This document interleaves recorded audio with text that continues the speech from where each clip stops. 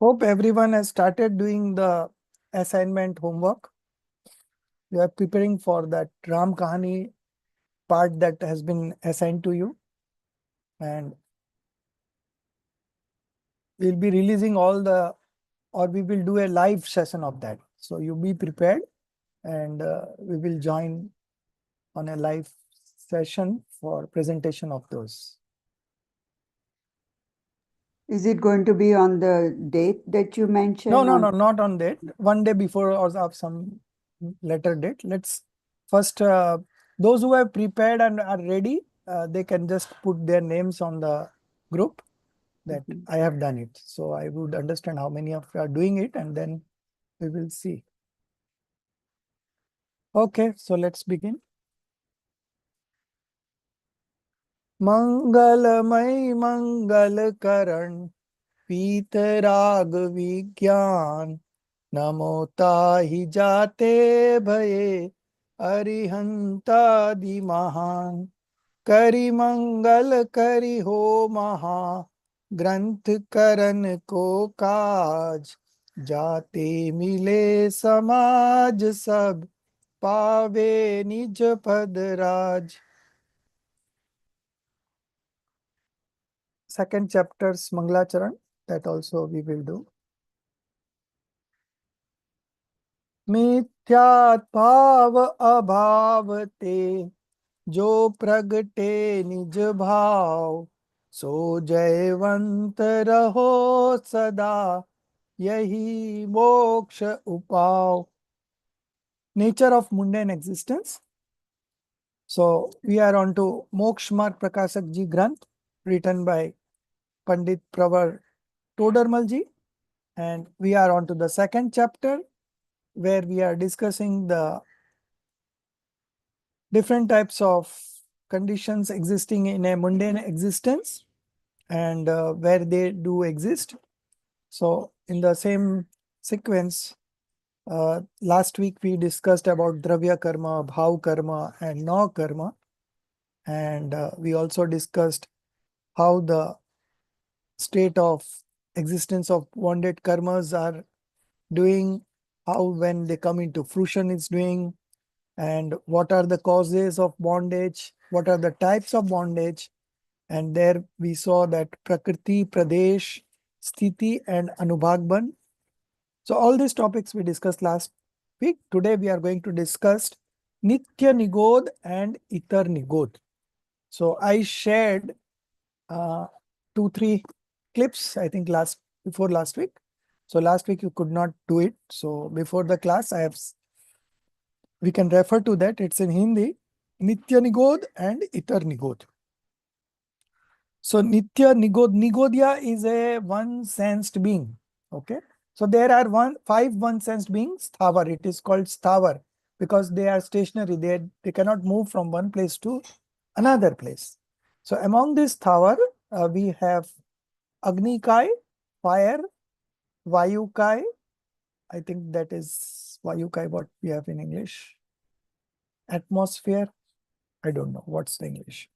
Agnikai, Vayukai, Jalkai, water. Then one is Vanaspatikai and one more, Agni, Jal. पृथ्वीकाय, अपकाय, तेवकाय, वायुकाय, वनस्पतिकाय और त्रसकाय. Apkai is what? अपकाय is पानी के जी. पानी के. Water body. Water body. वो तो मैं बोल दिया. जल, अग्नि, वायु and Vanaspati. And one more I'm missing. Mobile beings. No, mobile being is thrust. That is a altogether different bracket only. This is Thavar, one sensed being. Prithvi. Oh, Prithvi, yeah, Prithvi Kai, right. So I was missing Prithvi Kai. So among the Vanaspati Kai, there are 2 divisions. One is Pratyak Vanaspati, like in one particular vegetable, there will be one jeev. Okay. So that is called Pratyak Vanaspati. And there is Sadharan Vanaspati. So this Sadharan Vanaspati is called Nigod, wherein the body is one. but there are infinite living beings existing in that one particular body. Like we have potato, onion, these are all Nigodya Jeev. Infinite number of jeeves are present in one particular body at one particular place. Okay. So that is Nigod. So again, these Nigod are of two types. Okay. One is Nitya Nigod and the other is Itar Nigod. Can you share the slides that I shared last week before the class? So you just see before the class announcement, these were shared. I think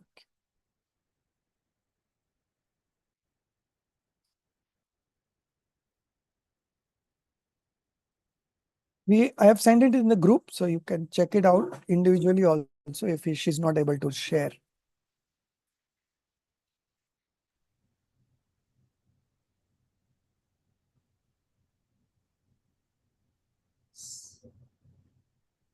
So is this the video? No, no, no. It's only a chart, in Hindi. Two charts, I think I shared. Yes, sir. Yeah. 1st March, I shared it on. So Nigod ke prakar. So there are two types of Nigod Jeev. So this Nigod Jeev in English is the lowest form of life, that is undeveloped one-sensed being. So this Nigod Jeev is undeveloped one-sensed being. Example, moss, fungus, roots, etc. Okay. So there are two types, Nitya Nigod, that is a permanent kind of setup, and Itar Nigod. So again, a permanent kind of, in the Nitya Nigod also, there are two types. One is Anadi Anant, without beginning and without end. So that means those living beings will never come out of this one-sensed, undeveloped life. Okay. Nigod avastha na chodi hai, na chodenge. Okay. And the other is Anadi Shant. So the one who is there since time immemorial, but it's going to end, he is going to come out in the future. परंतु आगे छोड़ देंगे. Okay. सो जो अनादि से निगोद पर्याय को ही धारण करते हुए, so then the question could be why it is said that नित्य निगोद. Nitya Nigod means, Nitya means permanently. So in the permanent thing, why you are putting something that they are going to get, they are going to come out of that state. Okay. So again, the kind of jeeves that are going to come out are very negligible in comparison to the ones who are not going to come out at all. Okay. So that's why under this Nitya Nigod, there are two types. Anadi Anant, which will never come out. They will never come out of that. Permanently, they will be stationed there only. Just imagine we are not that kind of living being who are permanently there. We have come out. Now coming out of this Nigod, okay, and getting into other kind of one sense is again very rare. And coming out of the one sense together and getting into a mobile being, Tras Jeev, is just like Chintamani. In Chedala, it is compared to as you get a Chintamani gem or Ratan. Okay. It's such a gem that whatever you think, you get it. Whatever you think, you get it. It's so easy. You don't have to do anything. Just think, I want a palace. The palace will come. Just think, I want so much money. It will come. Okay.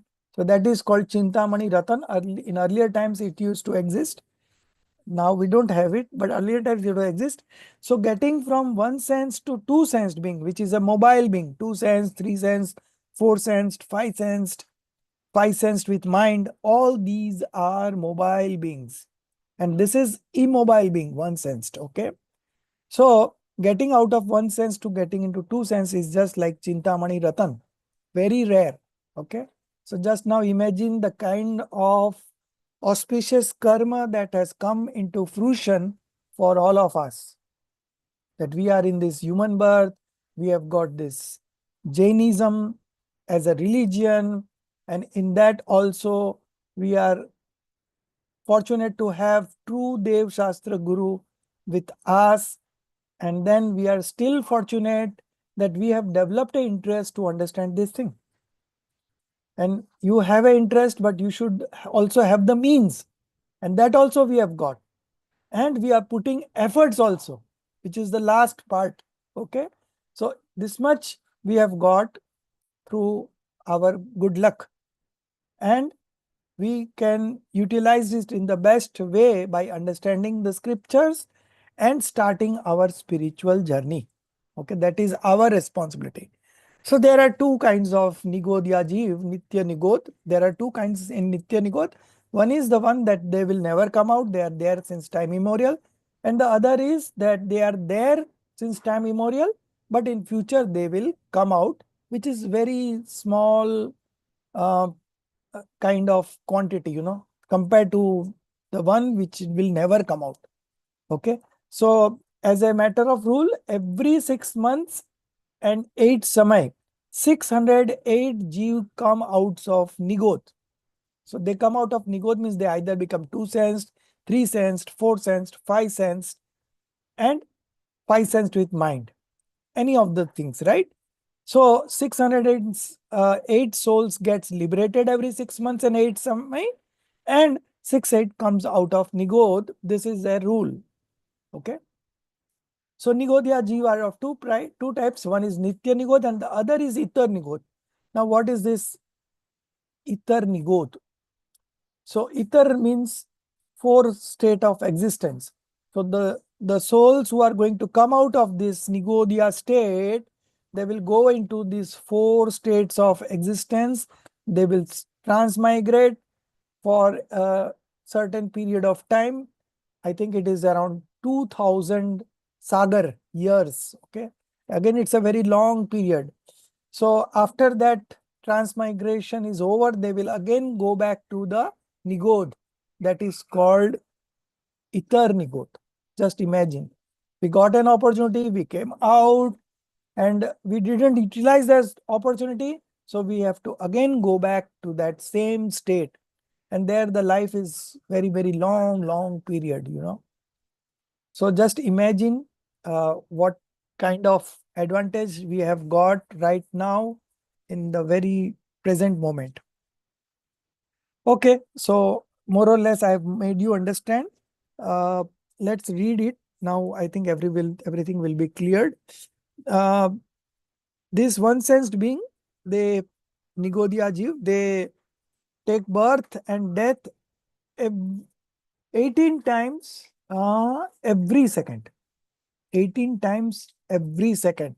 Just imagine the frequency of death, birth and death they are undergoing.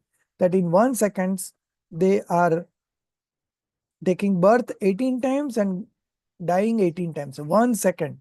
So the speed you can imagine, and they keep on doing that for a long period of time. Okay. So very rare to come out of it, but we have come a long way with this. So who is going to read? Amitaji, you start. So Amitaji, I think you are in a Los Angeles batch, right?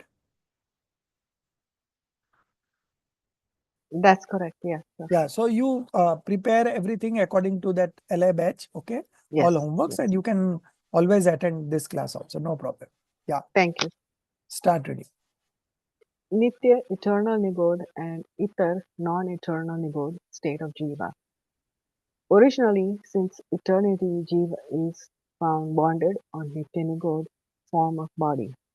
There, the Jiva, occupying Nitya, eternal Nigod, form of body, dies on completion of Ayukarma and again acquires Nitya, eternal Nigod, form of body only, and then again dies after the expiry of Ayukarma and again acquires Nitya Nigod body only. In this way, there are infinite times infinite jivas which are continuously dying and taking birth from eternity there only.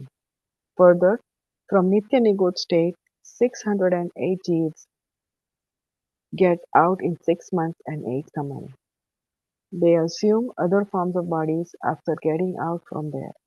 They continue transmigration in earth, water, fire, air, and single plant life forms of one sense beings in the forms of two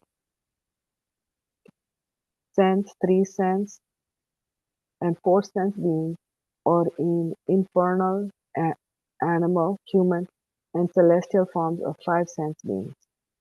After undergoing transmigration for a long time, if Jeev again attains the Nigod form of existence, then it is termed as ether non-eternal Nigod. And after having stayed there for a long time and getting out from there, Jeeves continue transmigration in other forms of existence.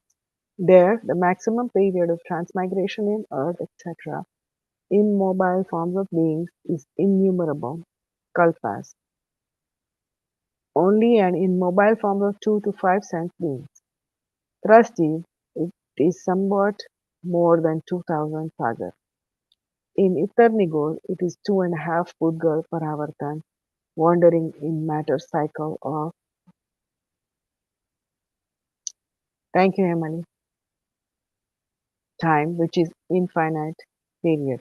Some Jeev, after getting out from Itharnigod and getting Sthavar in mobile form of existence, again go back to Nigod. Thus, in one sense forms of existence, the maximum period of transmigration is innumerable, Pudgal Paravartans only, and the minimum period is of one Antarmurat in all states of existence. In this way, the maximum embodied forms occupied by this Jiva are of one sense beings only, and acquiring other higher forms of existence is just like Kaktalya Naya, a flying crow catching falling down fruit by chance. Thus, this Jeev is having the disease of karmic bondage from beginningless time. Thus ends the diagnosis of karmic bondage.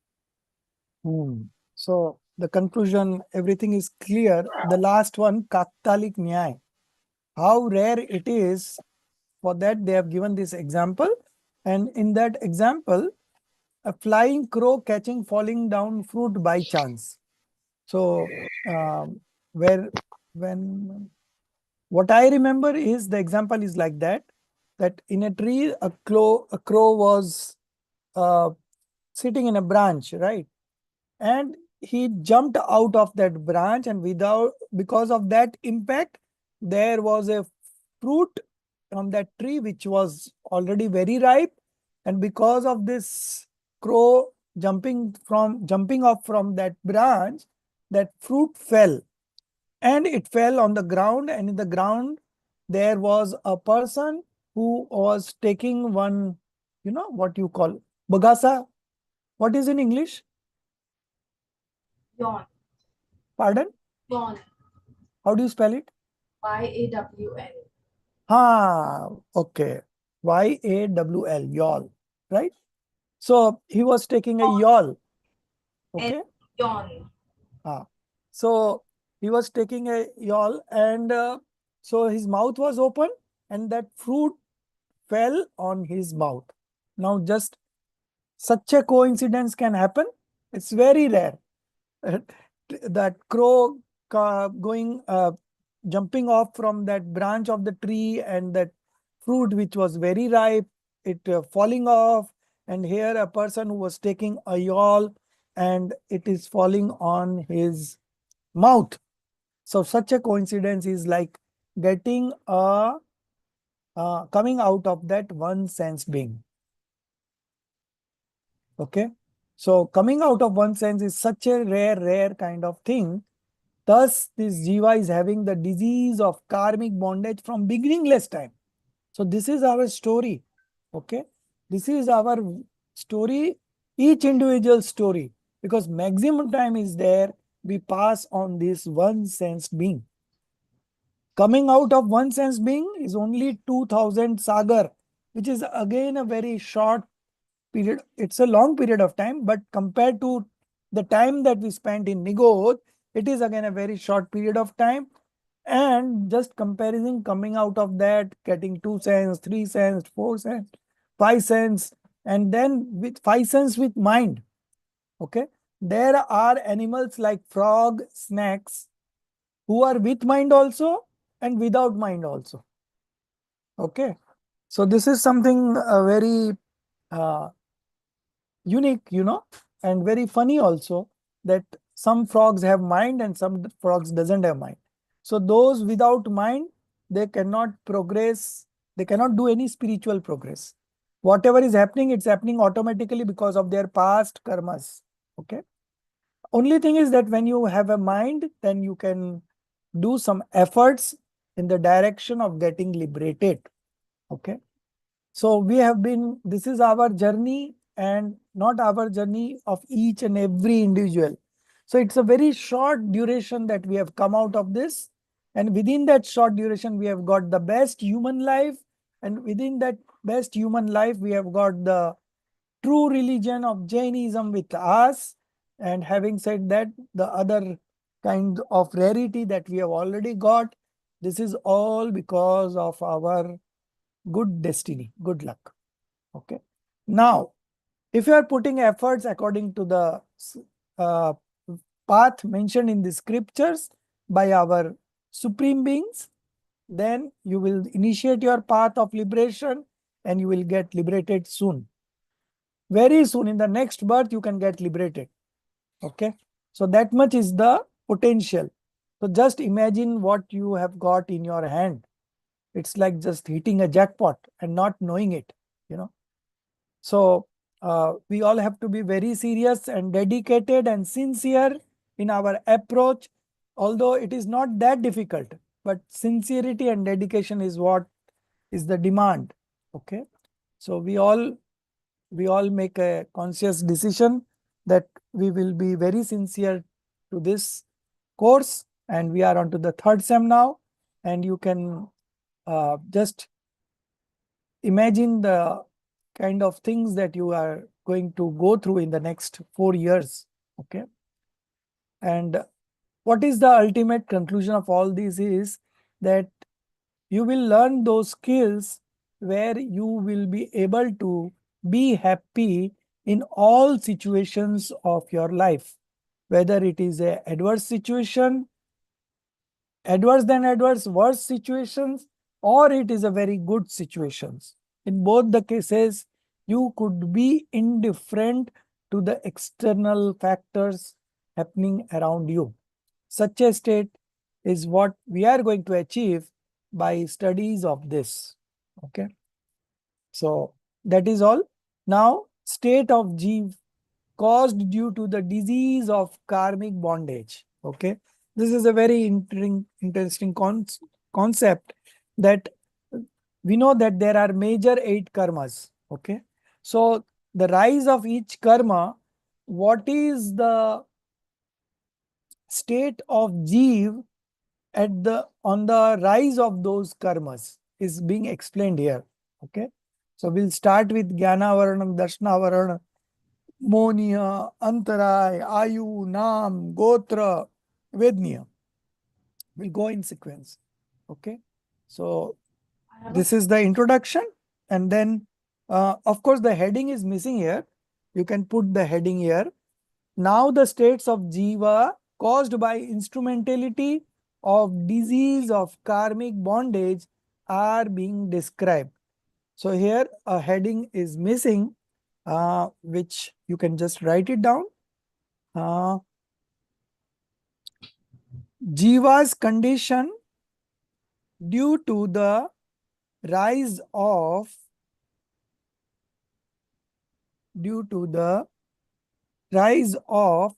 knowledge dash perception obscuring karma. Jiva's condition due to the rise of knowledge, perception obscuring karma. Knowledge and perception, both Jnanavaran and Darshanavaran, are being discussed together. Why it is being discussed together? Because knowledge only evolves after perception. It's the rule. First thing is the perception will have, where you are just having a general impression of what is there. And then when the knowledge evolves, then you know that this is watch, this is mobile, this is that, this is this person, this is that person. Okay. So knowledge is already evolving after perception. So perception has not got much role, you can say. Okay. It is the knowledge which matters. Okay. So before the knowledge, the perception is always there. So we are discussing both the karmas together, because more or less the same situation happens, because first moment it is perception and then only the knowledge evolves. So So this, sorry, sir. yeah, Was about the previous thing that we discussed. So you said it's very difficult to get out of this Nigod sthiti. right, So but we also said that 608 souls come out of it. right. So what do these souls do to come out? Very good question. The thing is that, as I said, there is no effort over there because there is no mind. Okay. So one sensed to four sensed, and even though five sensed being who are without mind, they don't have anything in terms of effort. Okay.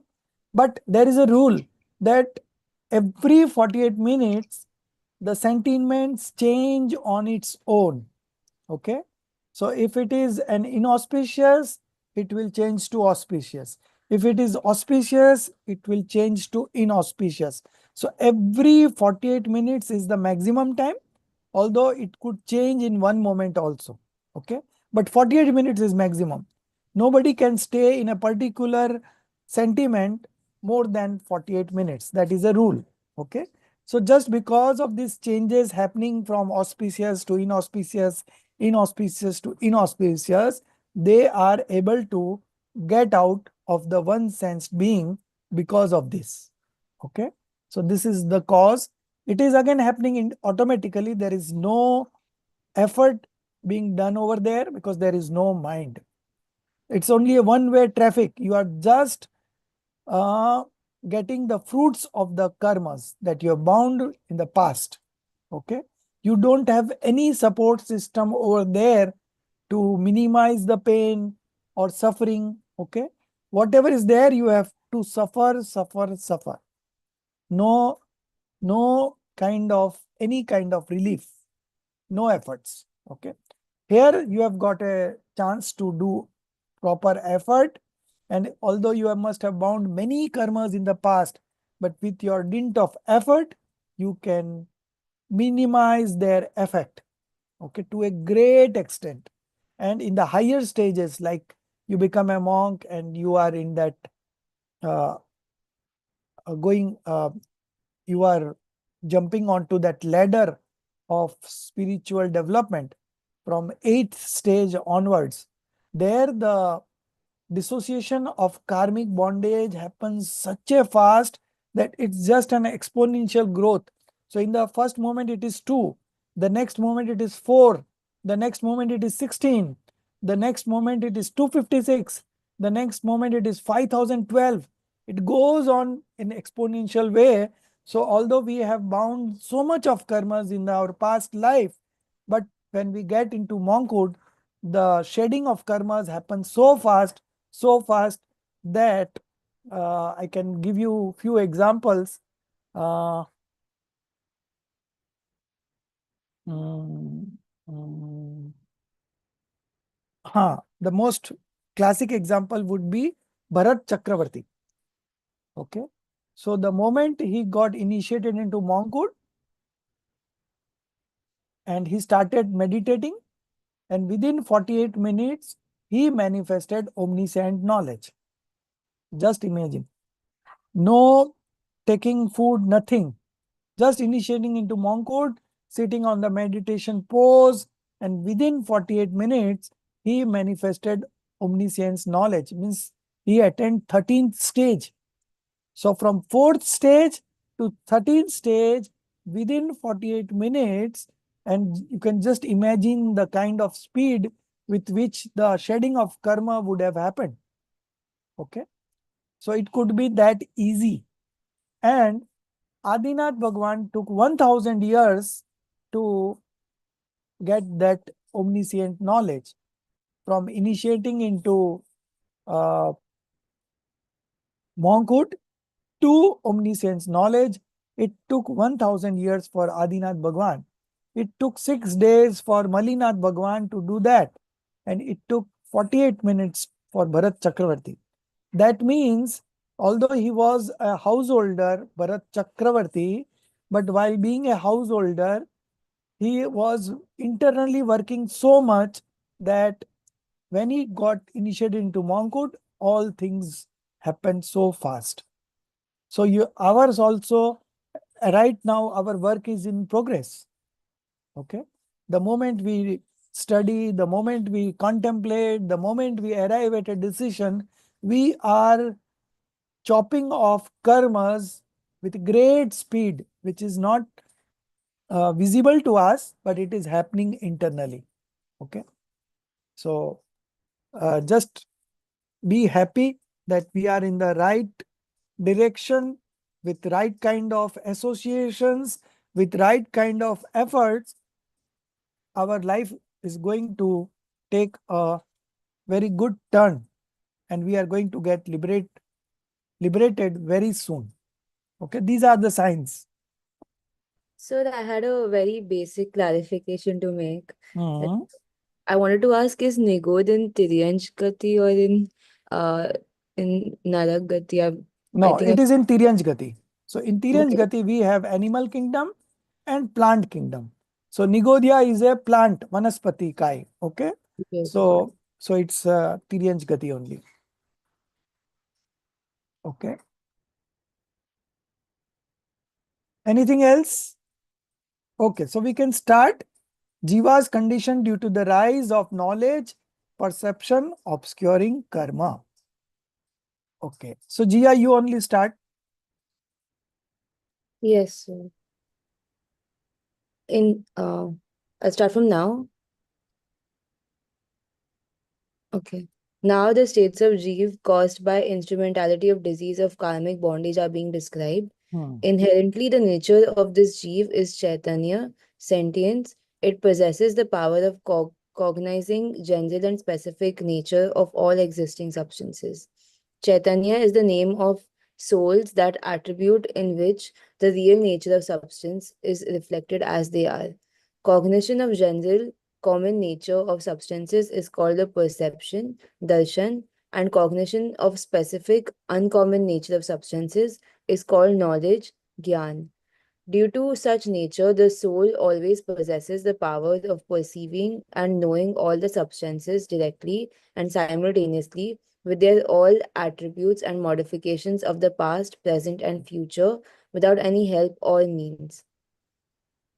But from eternity, knowledge obscuring and perception obscuring karmas are found bonded with Jeev due to its nimit, that manifestation of this power does not take place.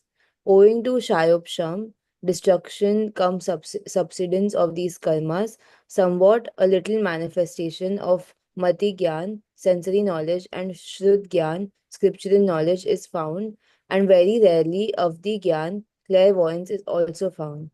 Achakshu darshan, non-ocular perception, is found, and rarely chakshu darshan, ocular perception, and avdhi darshan, clairvoyant perception, are also found. Now, the tendency of these is explained below. Yeah, just let me explain this. You stop. Yeah. So inherently, the nature of Jeev is Chaitanya. Now, what is this Chaitanya? So Chaitanya is an attribute of the soul. And when we say Chaitanya, we include two qualities in that. One is perception and the other is knowledge. Okay. So perception, knowledge always follow perception. Okay. So perception is happening in the first state, and then the knowledge follows. It possesses the power of cognizing general and specific nature.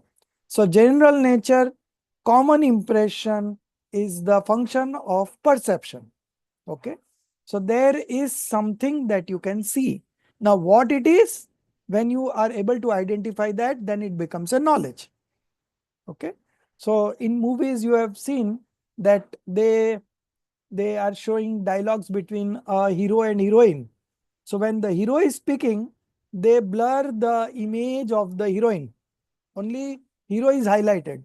And when hero is speaking his dialogue, uh, her dialogue, then at that time the hero's face is being blurred. Okay. So that blurred where you are not able to identify is the perception. And when it is very clear who it is, then it is knowledge. Okay. So this Chaitanya is an attribute of the soul, and that is the chief characteristics of the soul by which we identify a soul. Okay, Chaitanya. So it possesses the power of cognizing general, that is perception, and specific nature of all existing substance. Okay. So when we see other substance, we first have a general perception of that, and then we have a specific specific knowledge of that part. Okay. So this is the function of Chaitanya, to just see and know. First we are seeing it and then we are knowing it. Okay. Chaitanya is the name of souls, that attribute in which the real nature of substance is reflected as they are. Okay. Cognition of general common nature of substance is called perception, and cognition of specific uncommon nature of substance is called knowledge.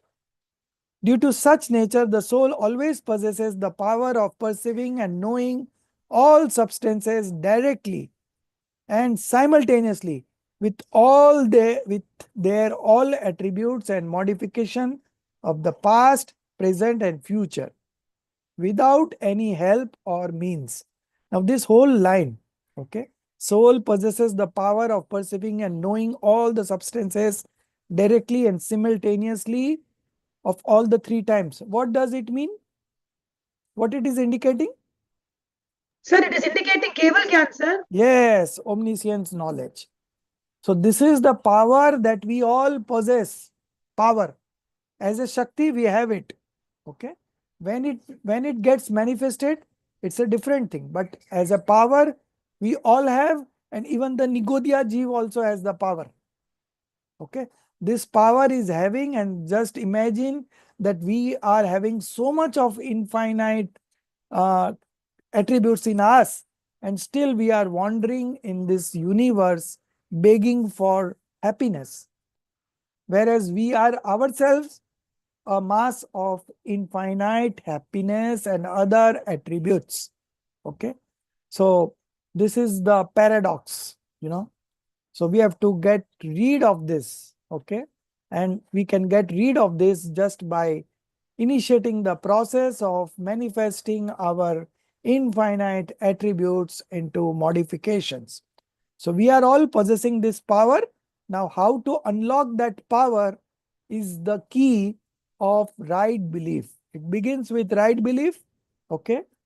And then we move on to right knowledge and right conduct, okay?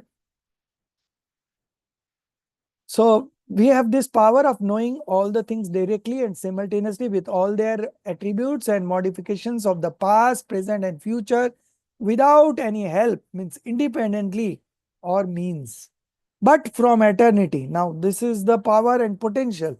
But from eternity, what is happening? But from eternity, knowledge obscuring and perception obscuring karmas are found, bonded with Jeev, and due to its nimit, instrumental cause, the manifestation of this power does not take place. Okay. So this also we need to understand very clearly. Okay. So then that will only get manifested when the karma goes away. Okay. And karma is a matter substance. So how do we do anything in the matter substance? Sir 1 minute मेरे को एक question पूछना है। ये जो निमित्त बोल रहे हैं, obscuring karmas are found bonded with jiva due to its निमित्त। Right. ये निमित्त क्या है? बॉडी अपना? No, no, no. Nimit means that just now I asked this question. No, I asked this question. Why? Why ask this question? To clarify that it is not that because of karma you are not able to uh, uh, realize your true potential. Okay. It is Yeah. because of your own limitations that you are not Okay. being able to do that. Karma Okay. acts only as an instrumental cause. So just Okay. don't wait that when the karmas will go away, then only I will be able to realize myself. It is not like that. You put efforts in the right direction and you will be able to realize everything. So everything depends on us, Jia. We are not dependent on any external entity or not any karma to experience our true self, to experience bliss, which is present in our self only. Okay. It is like you are having a crore rupees in your tijori and you don't have the key. Okay. So what is that key? The key is the right belief. The moment we experience ourselves, the moment we manifest right belief, all the treasures that is hidden in that locker simply comes out. You know, it is our heritage, it is our property, it is our wealth, and we are being devoid of that because of delusion. Okay. Okay. Yes, Sir, sir. is it that, sir, instead of blaming on, sorry, Pardon? like, is it we take it the right way is like instead of blaming on the karmas, Right. we need to blame ourselves that we haven't taken that hard work to get internally, Right. knowing the soul. Right. So instead of taking a blame, we can work on the right direction with our Mm. efforts. Yeah. That is a positive way, right? Mm. Mm. Again, when you are blaming somebody or blaming yourself, then still you are manifesting passions, Mm. right?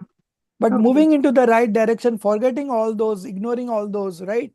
And moving Mm. into the right direction according to the instruction given in the scriptures, and we Mm. are putting our efforts in that direction. So everything will come automatically, right? So Yes. that is a positive way of doing things. General perception, generally this is what is seen, sir. People start saying, "अरे Yeah. कोई बात नहीं, मेरा कर्म है ऐसे वैसे." So Ah, right. There the people do mistakes. general tendency is that. So that's why I clarified this, that it is because of we are not doing the right efforts. That's why our power is not getting expressed. We have the potential, we have the power, but because of we only have uh, put limitations to those things. Okay, the karma is not doing anything on us because karma is a matter substance and we are a soul substance. So how can a matter substance do anything in the soul substance? Okay, so it just acts as an instrumental cause, and when we say an instrumental cause means it is a karta, it is not doing anything on us. So there is no fear of karma. Just now I was having a conversation with Madhuji before you all joined the class, that no karma can do anything to the soul. Okay. So karma's reach is up to the body. You may, because of karma, you may suffer from certain diseases. But as far as soul is concerned, it doesn't affect the soul in any way. Okay. So just rejoice, enjoy. Okay. You have the complete control of yourself with you only. You are not dependent on any other entity in this universe. Nobody can stop your happiness. Nobody can stop you from experiencing your own eternal happiness or bliss. Nobody can stop. Now, this is the kind of power and conviction that you need to carry to crush the monia karma, delusion. Okay. So, we are well equipped with all the this Jinvani that we have got, which is teaching us the tricks. Okay. And by learning those tricks, we can apply in our day-to-day life and we can be happy in all situations. Come what may, I am winner all the way. Chia, can you say, repeat that? Come what may. I am winner in all the way. I am winner all the way. Okay. So this much of confidence you should carry, and the delusion will get crushed. Okay. Every moment you start reading Jinwani, same situation will happen. You are crushing the Moh like anything. All the Moh delusion is ruling us since time immemorial. But we have the potential to uproot it in this birth. Okay. By manifesting right belief, by experiencing ourselves, by realizing ourselves. Okay. So this is the potential that we carry, and with Jinwani and the Supreme Beings as a guide to us, there is nothing that can stop us from realizing ourselves. Okay. Owing to the Shayapsham. What is this Shayapsham? Destruction come subsidence of this karma. So it is such a state where some portion of your attribute is open. Okay. Rest is being obscured by the karmas, but some portion is open, which is called Shayapsham. That is called Gyan ka Ugad. Okay. In Gujarati, we call it Ugad. So this much is open. This much is being expressed. Okay. This much is your strength now. Although most of them is obscured by the karmas, but still some portion is open. And with that open portion, we will be able to uproot the delusion. That is enough for us to uproot the delusion who has been governing us since time immemorial. Like it's just a masala Hindi movie where the hero, conquers the villain. The villain is ruling the whole village, and one hero crops up and he is overpowering that villain. So similarly, we are also going to overpower Moh, delusion. Okay. Owing to Shayapsham of these karmas, somewhat a little manifestation of Mati Gyan, sensory knowledge, and Shrut Gyan, scriptural knowledge is found. So little manifestation is out, somewhat a little, only a little, but that little is enough for us to overpower the delusion which is there since time immemorial. Jia, are you getting charged up by listening to these words? Good. Yes, sir. I always feel happy when I see your name in the participants, because at such a young age you have got this. So you are the most luckiest one, and you are doing it very seriously. That is again another feather in the cap, for you. So very good, Jia. So owing to Shayapsham of these karmas, somewhat a little manifestation of Mati Gyan and Shuddh Gyan is found, and very rarely Avdi Gyan, clairvoyance, is also found. So clairvoyance is Avdi Gyan, and this Avdi Gyan, as a rule, all the hell and heavenly beings have. Okay. And only a very few human beings can have. Very few, very rare. Okay.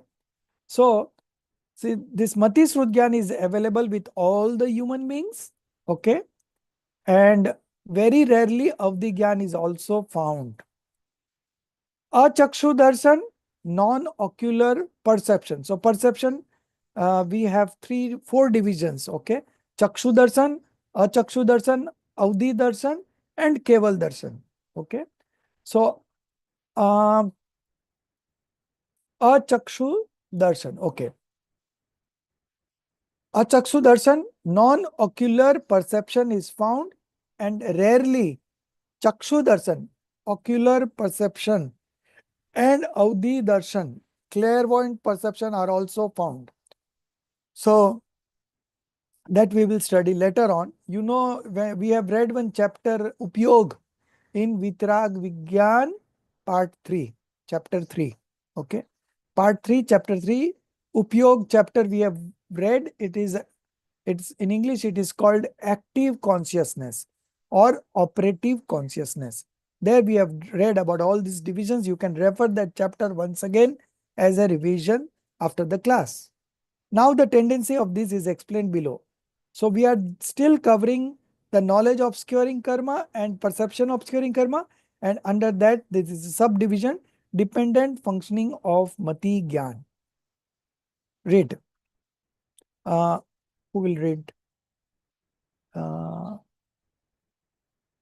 Payal.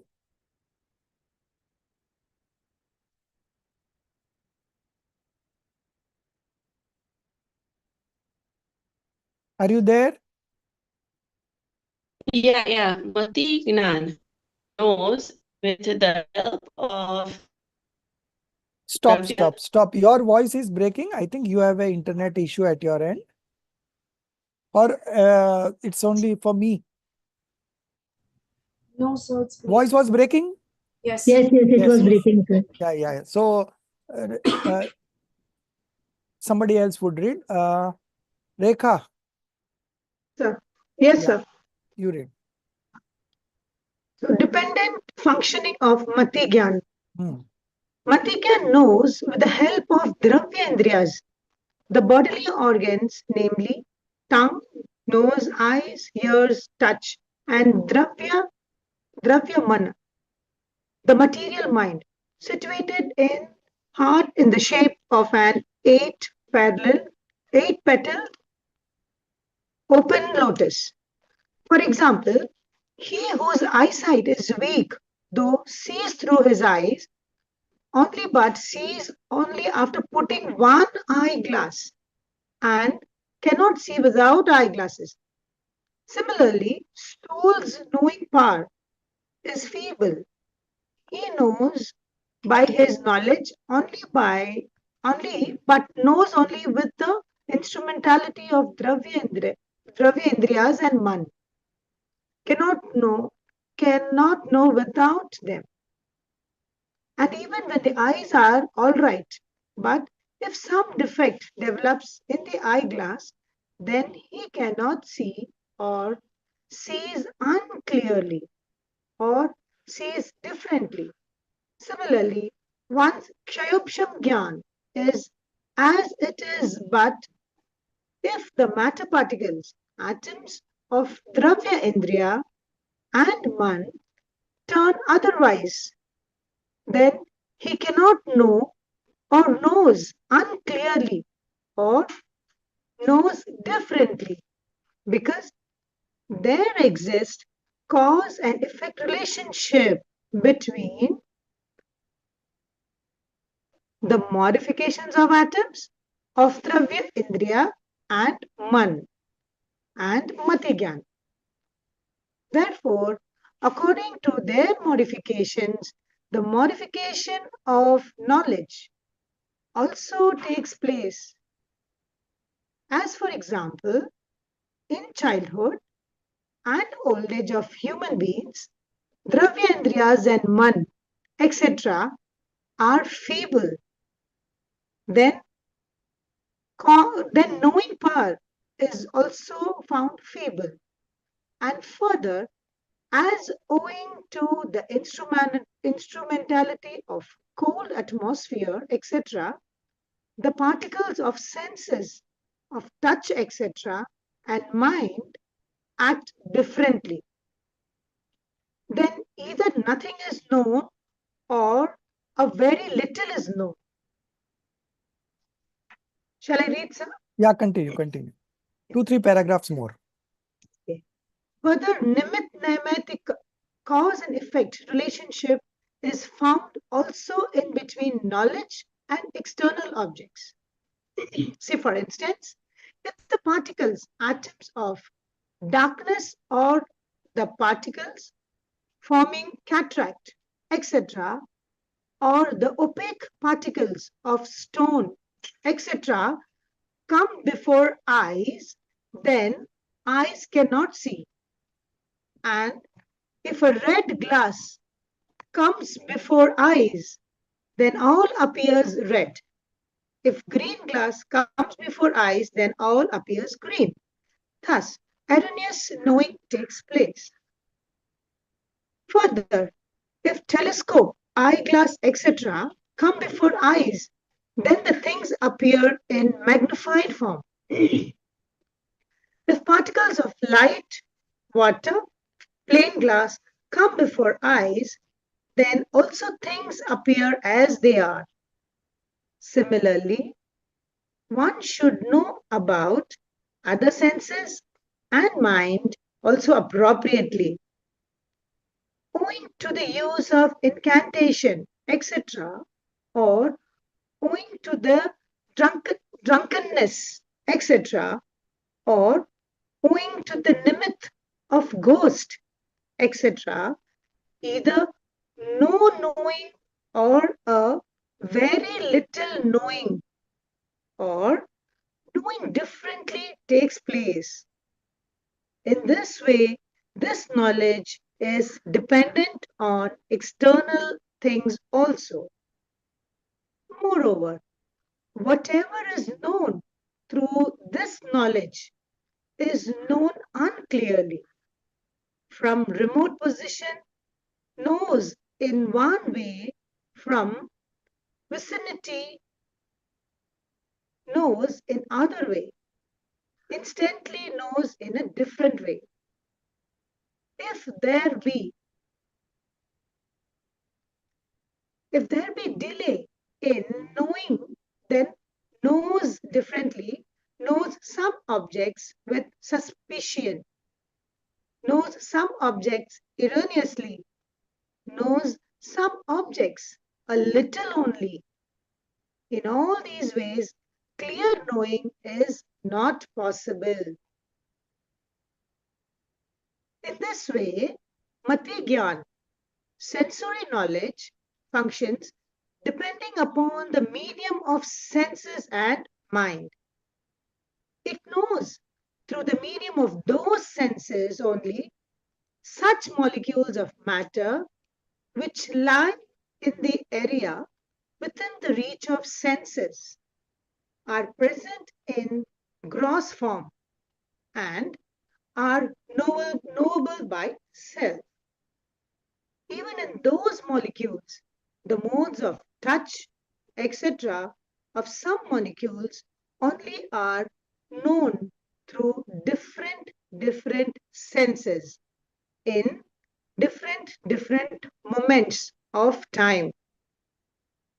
And through the mind, it knows quite unclearly a little bit about the material and immaterial substances and their modifications of past, present, and future, knowable to oneself of the remote areas or of the nearer areas. That too, it knows only that thing which has been deduced through deductive reasoning. And sometimes it knows about the non-existing things through his own conjecture.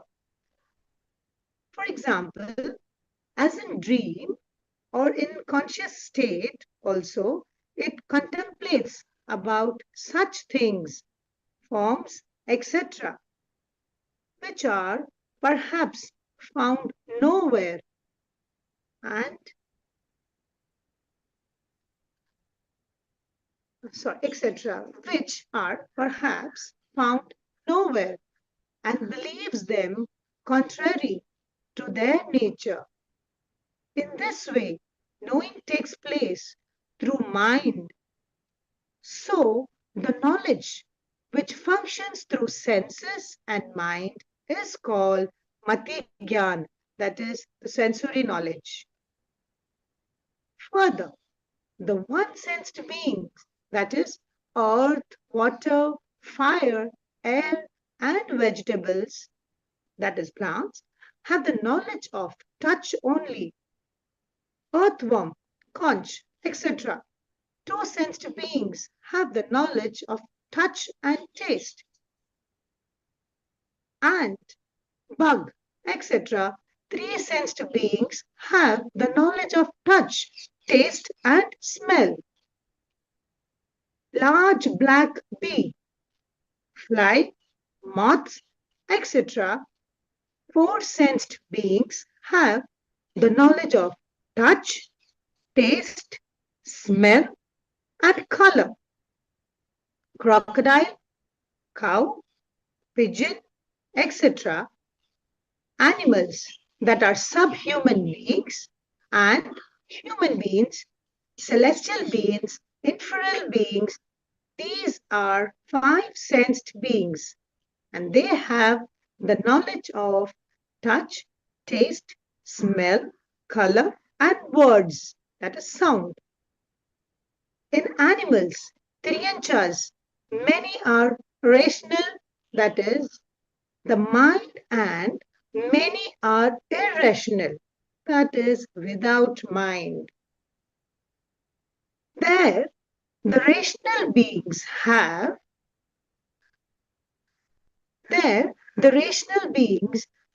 the knowledge arising through mind. The irrational beings do not have the same. And the human beings, celestial beings, infernal beings, infernal beings are only rational beings. All of them are found possessed with the knowledge arising through the medium of mind.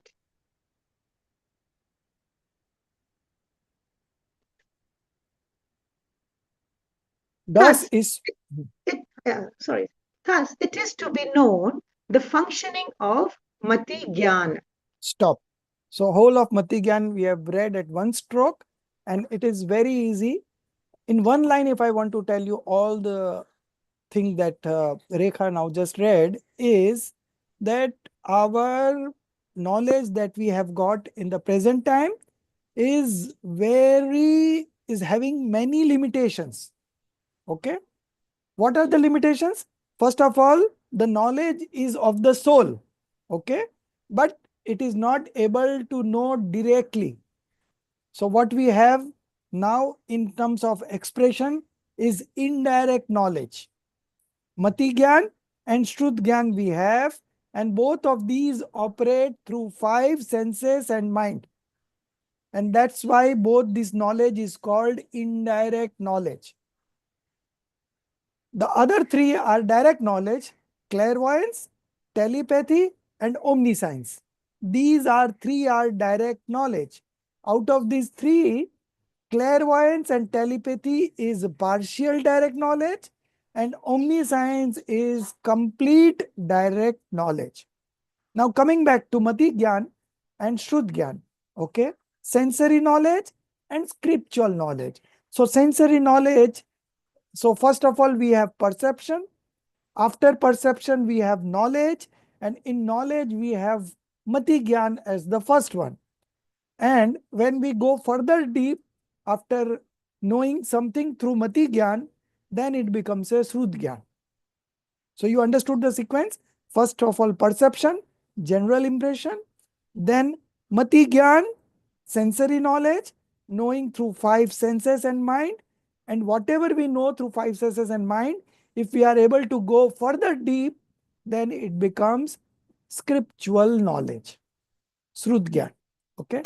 Now, we are just understanding the functioning of Mati Gyan. So there is a limitations of Mati Gyan. What are the limitations? First of all, it does not know directly.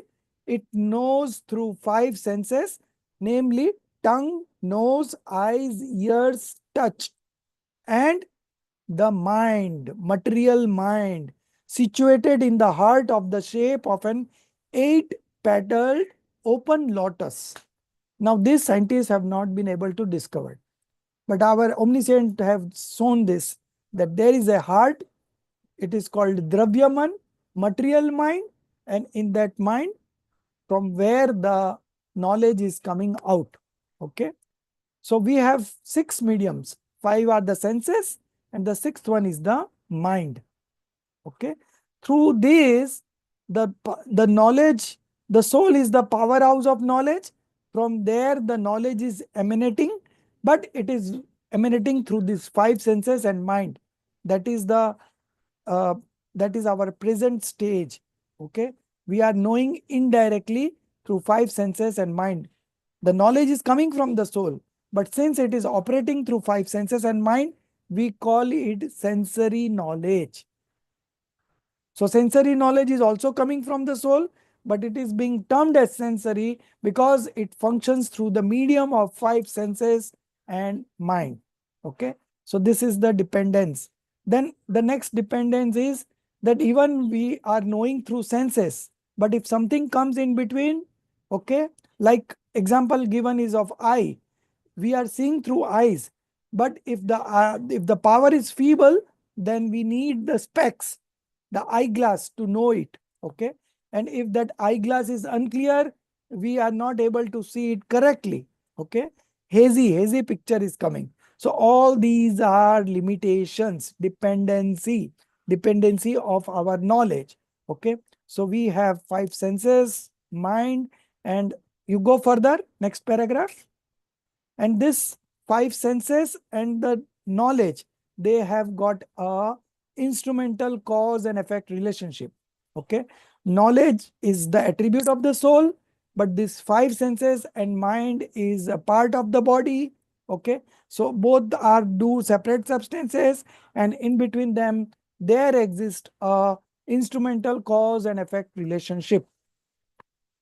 Okay, now further, we are not only dependent on this, we are also dependent on external objects also.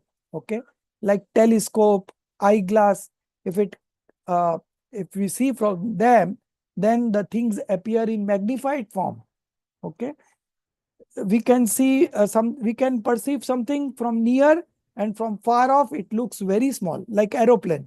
You know, we see aeroplane in the sky and it appears to be so small, but it is so small in reality? No. There are 300 people sitting on that aircraft, but we see it's a small.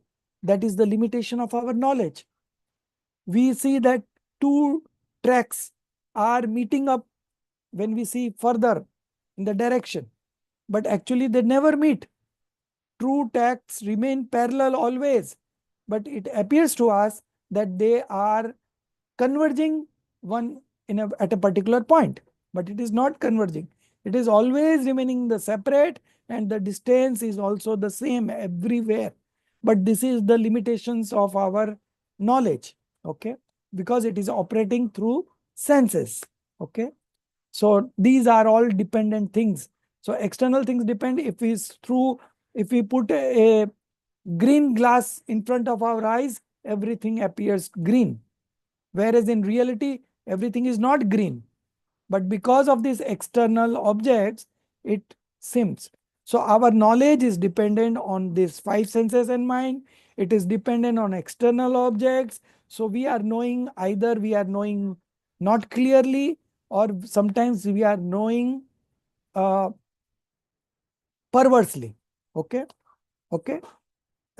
We don't know the object as they are. This is the limitation of our mati gyan. Going further, this we already discussed the aeroplane example and the railway tracks example. The next paragraph, yeah. In this way, mati gyan functions depending upon the medium of senses and mind. Okay, clear? It knows through the medium of those senses only such molecules of matter which lie in the area within the reach of senses, are present in gross form, okay, and are knowable by the self. Even those molecules, the modes of touch are knowable, the touch, etc. of some molecules only are known through different senses in different moment of time. And through the mind, it knows quite unclearly a little bit about the material and immaterial substance. Now here I want to stop. And through the mind, it knows quite unclearly a little bit about the material and immaterial substance. So material substance is what? Pudgal Dravya only, right? Material substance is only one substance, Pudgal Dravya. And immaterial substance, what are these immaterial substance, Jia?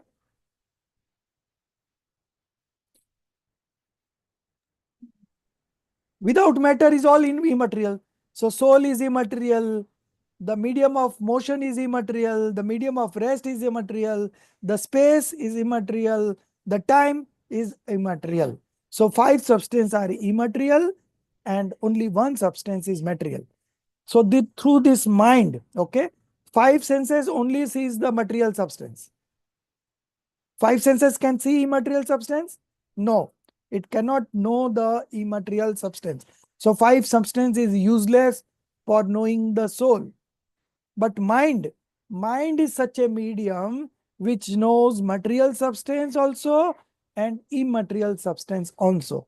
So that's why this condition that only a soul with mind can realize himself, because soul is immaterial and mind knows material also and immaterial also. So those only with mind, that much people can see, can realize the soul, can experience the soul.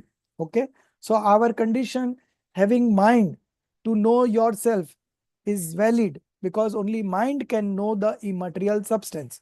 Senses cannot know the immaterial substance. Okay, so here only about the material and immaterial substances and their modifications of past, present, and future knowable to oneself. Here only. Knowable to oneself of the remote areas or the of the nearer areas. Okay. So because of mind, we know immaterial substance. Soul is a immaterial substance. So with the help of mind, we are able to realize ourselves. But remember, when we are experiencing the soul, the functions of mind also stops. We are experiencing the soul directly. Okay, when we are realizing the soul, we are not doing it through the senses or mind. It is directly from the soul we are experiencing. Okay, so when the experience happen, the dependency on mind also goes off. But of course, before the experience, the dependency on mind is there. The thoughts are going in the minds only. And when we realize ourselves, the thoughts also stop. It is called nirvikalp anubhuti. Okay, nirvikalp. So there are no thoughts at that point of time when the realization time comes. But before realization, the function of mind is at play. Okay, so that's why sometimes it is said that experience happens through mind, because mind acts as an instrumental cause, and when the time of realization comes, the function of mind also stops. Then only it is realization, self-realization. Okay, and sometimes it knows about the non-existing things through his own conjecture. Okay, for example, as in dream or in conscious state, also it contemplates about such things, forms, forms, etc., which are perhaps found nowhere. So you have seen cartoons in newspaper. They will show a picture of elephant and the face would be of Rahul Gandhi. So it is not a real image, right? It's the imagination of the cartoonist, but it is a part of the knowledge of the cartoonist. Okay, so it is like that. So it also knows which does not exist also. Okay, so such is the function of the mind. Okay, for example, as in dream or in conscious state, also it contemplates about such things, forms, which are perhaps found nowhere, and believes them contrary to their nature. In this way, knowledge takes place through mind. So the knowledge which functions through senses and mind is called mati gyan. Further, one sensed being, okay, have only touch sense. Two sense being have touch and taste. Three sense being is touch, taste, and smell. Four sense being is touch, taste, smell, and eyes, seeing through eyes.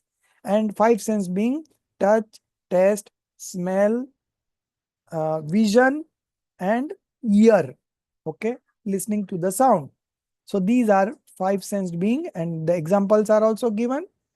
There, the rational beings have the knowledge arising through mind. The irrational beings do not have the same. So irrational being cannot do any effort. Only the rational beings can do efforts. Okay. And the human beings, celestial beings, and infernal beings.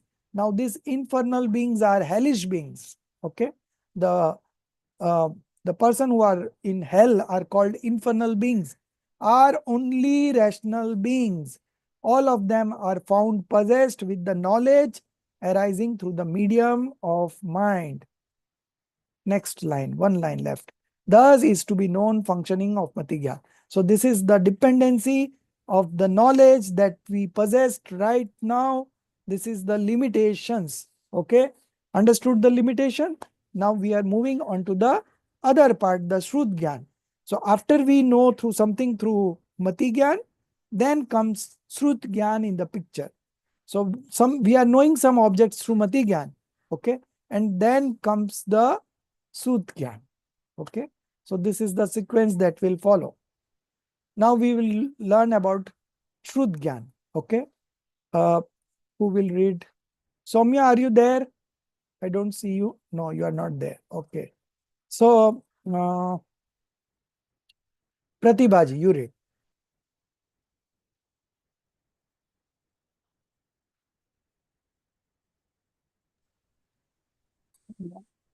Depending functioning of Shrut Jnana, scriptural knowledge. Now, whatever object has been known by Matigyan, through its reference, the knowledge by which another object is known is called Shrut Gyan, scriptural knowledge. It is of two kinds. Is it Aksharatma? Uh, can you please correct me if it's... Yeah, it's correct. Aksharatmak, right. Aksharatma, lettered or verbal, and two, Antar Aksharatma, letterless or non-verbal. For example, someone listens to or sees the word jar, that knowledge produced in the person is Mati Gyan, sensory knowledge, and the knowledge of object jar arising with its reference is called Shrut Gyan, scriptural knowledge. Likewise, other examples are to be known. This Aksharatmak Shrut Gyan, further knowledge of cold arising through sense of touch is Mati Gyan. With its reference, the knowledge evolved that this is not beneficial, hence better to run away from here. Is Shrut Gyan? Similarly, other examples can also be given. This is Antarakshatmak Shrut Gyan, the one sensed, etc. Irrational beings, jivas without mind, possesses Anaksharatmak. Sharatmaka, right? Shrut Jnana, only, and rational beings, jivas with mind, possesses both types of Shrut Jnana. So this Shrut Jnana is thus dependent even on Mati Jnana, which itself is dependent in many ways, and it, Shrut Jnana, is dependent on various other factors. Also, hence, it is to be known as extremely dependent. So Shrut Gyan is called scriptural knowledge. Okay. And after you know some objects through Mati Gyan, with its reference, you know another object is known as Shrut Gyan. Now, the word jar, Jar, you are looking at the word jar, or you are listening through someone's voice, jar. Okay. So now you have just listened to the word jar, or you have read the word jar. That knowledge is called Mati Gyan. And the moment you connect jar with the jar that you have at home, and that is called Shrut Gyan. Okay. So I said car. Okay. So car is a simple word, you know car.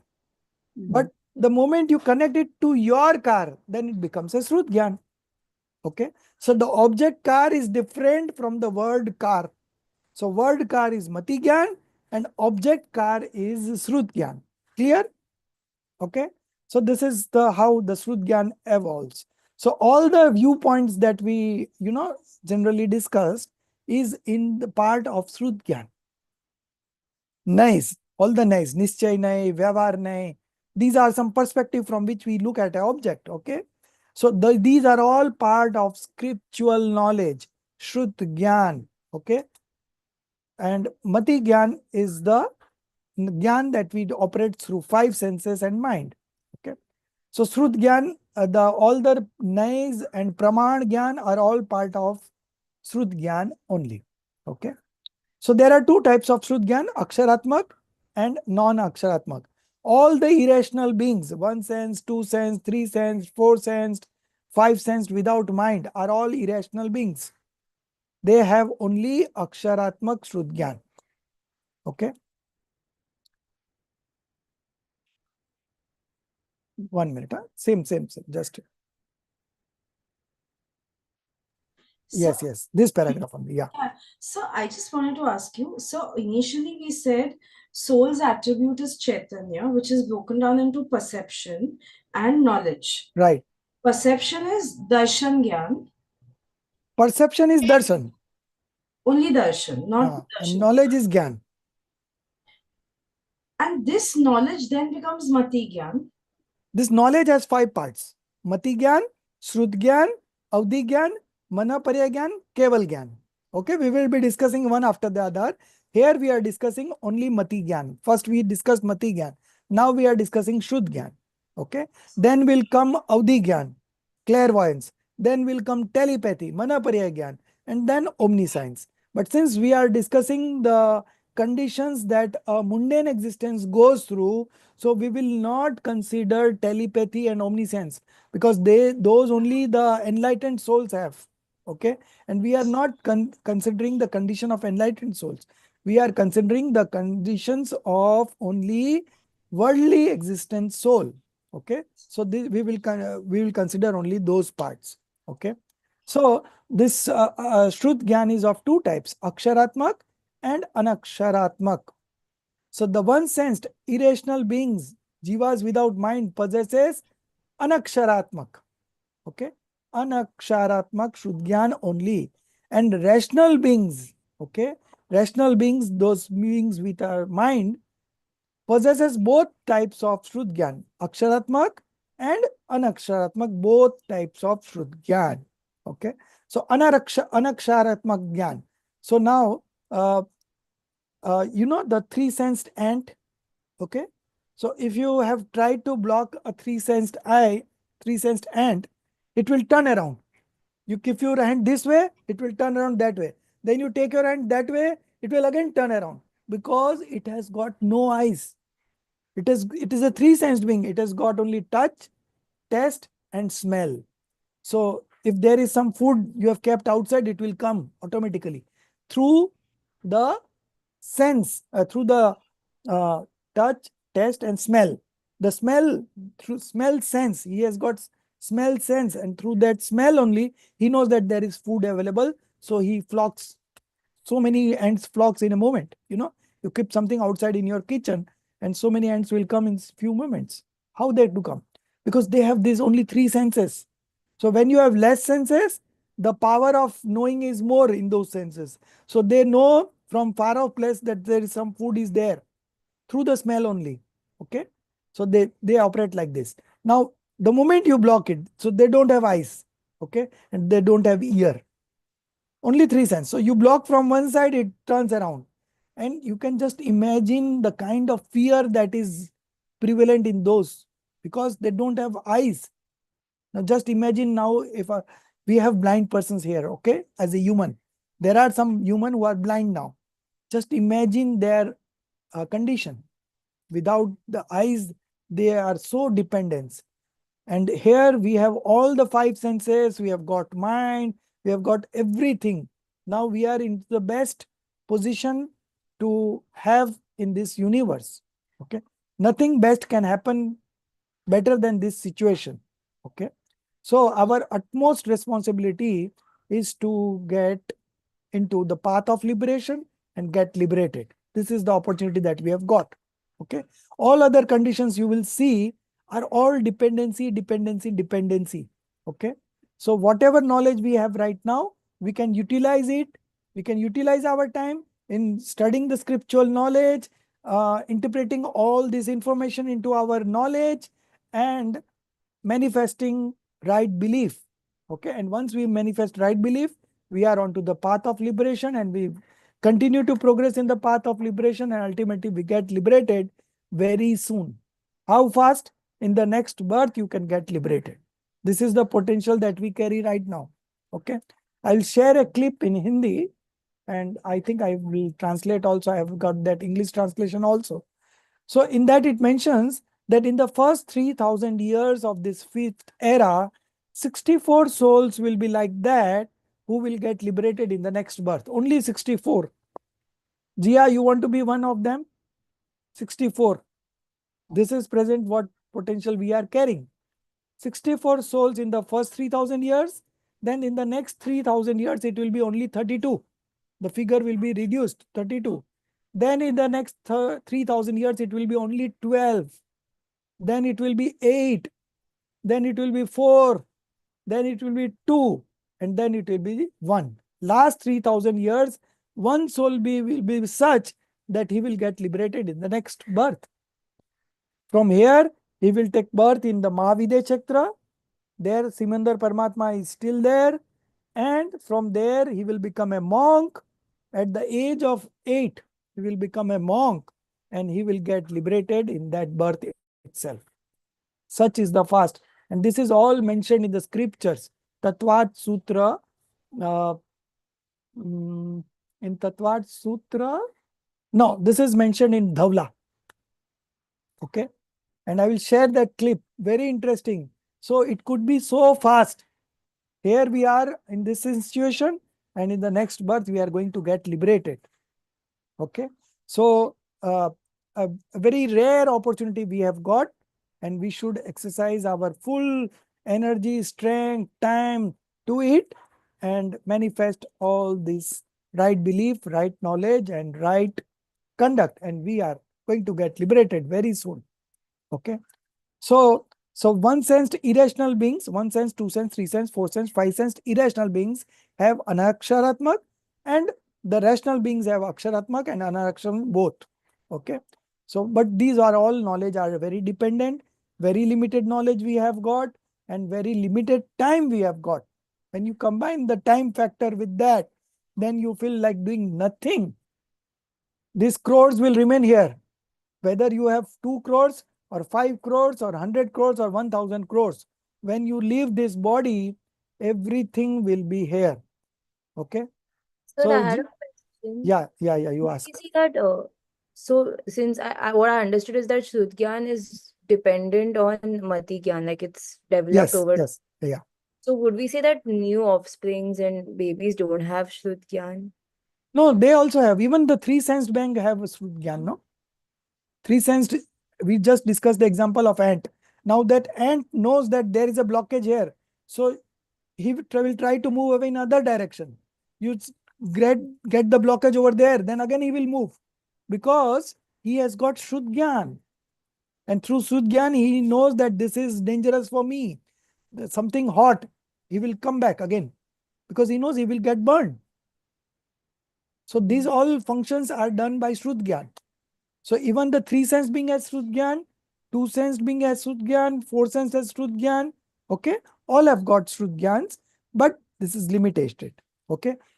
Rational being has also got Shrut both Aksharatmak and Anaksharatmak. So that's why it's able to contemplate. It is able to realize which is beneficial to us and which is not beneficial to us with this mind. But irrational being doesn't know that whether this is beneficial or unbeneficial. It is just according to the cries of karmas. There is no efforts there. And here we are able to do this effort. You have a choice to see TV now or to study the scriptures. You have a choice. You can exercise your choice. You have a choice to get into bad habits or good habits. You have a choice. People spoil their life by getting into alcohol and all bad habits we see around us. So what is the fault of the what is the fault of the alcohol? It is we are embracing that, right? So it is our fault, not the fault of the alcohol, not the fault of the system, not the fault of the universe, nothing. We as a soul have taken birth in this birth, in a Jain family. We have access to this kind of scriptures, and we can just very well understand these scriptures and start our journey. As we buy gadgets, from the market, and there is a small booklet with that gadget, how to operate that. And we come and we learn, we read that and we operate the gadgets. We don't go to any person to learn that things. Similarly, we have got this Jinmani booklet, okay, with us. And we understand the functions of the soul, what soul can do, what soul cannot do, why soul is suffering from miseries. Everything is mentioned in the scriptures. And just read it, interpret it, understand it, contemplate it, conclude, decision. That's all we have to do. And we are on the way. There is a path of liberation everywhere it is mentioned. This scripture's name is Moksha Marg Prakashak. It is illuminating the path of liberation. Pandit Todarmalji has written the scriptures for us. Okay. So I have this idea that this particular scripture is incomplete. Okay. So if this whole class agrees to me, we will do an attempt to complete this scripture. Everyone has to contribute something extra, So we will formulate the ideas how it is going to be completed. It could be completed based on the basis of Chedala that we are going to study next. So in the next 2 months, I will be working on that ideas simultaneously while we are teaching Chedala. Okay. And we will have the clear picture how this book will go further. Okay. So first we will translate this existing version in a better way through ChatGPT. With ChatGPT, we have got so much of help. Okay. And then we can complete the scriptures. Okay. Based on Chedala. And that I will relate to you how we can complete it when we study Chedala, that we are going to start after the next week. Okay. So next week we are going to complete this. So this Aksharatmak and Araksharatma is done. Now functioning of clairvoyance, telepathy and omniscience. Very fast, small topics coming up. Madhuji, you read. Want to read?